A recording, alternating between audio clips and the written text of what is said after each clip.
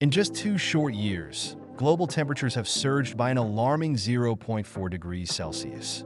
This sudden spike isn't just a number. It's a signal that our planet is undergoing rapid changes. So, what's driving this increase? Let's break it down. First, we need to talk about aerosols. These tiny particles in the atmosphere can have a cooling effect by reflecting sunlight away from the Earth. However, when we see a rise in temperatures, it often indicates a decrease in aerosol levels, which means more sunlight is reaching the surface. This shift can be linked to changes in industrial emissions and natural events, like wildfires, which release different types of aerosols into the atmosphere. Next, we have El Niño, a climate phenomenon that occurs every few years. It's characterized by warmer ocean temperatures in the central and eastern Pacific, which can significantly influence global weather patterns. During an El Niño event, we often see spikes in global temperatures because the warm waters release heat into the atmosphere. The current El Niño is particularly strong, contributing to this recent temperature rise. Now, let's discuss climate sensitivity. This term refers to how much the Earth's temperature will rise in response to increased greenhouse gas concentrations. The more sensitive our climate is, the more drastic the impacts we'll face.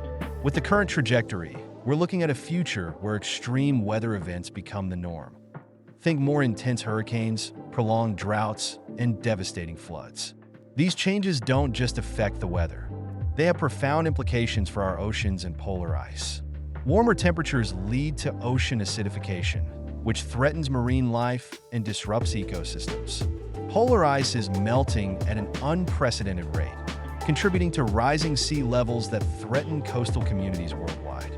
Speaking of rising sea levels, we must also consider the looming risk of an AMOC shutdown, the Atlantic Meridional Overturning Circulation.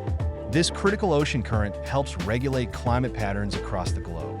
If it were to shut down, we could see drastic changes in weather, including colder temperatures in Europe and more extreme weather events in North America. The science is clear. This isn't just a distant threat. It's a real possibility if we continue on our current path. So, what needs to happen now? We must take urgent climate action. This means transitioning to renewable energy sources, reducing greenhouse gas emissions, and implementing policies that prioritize sustainability. It's not just about individual actions.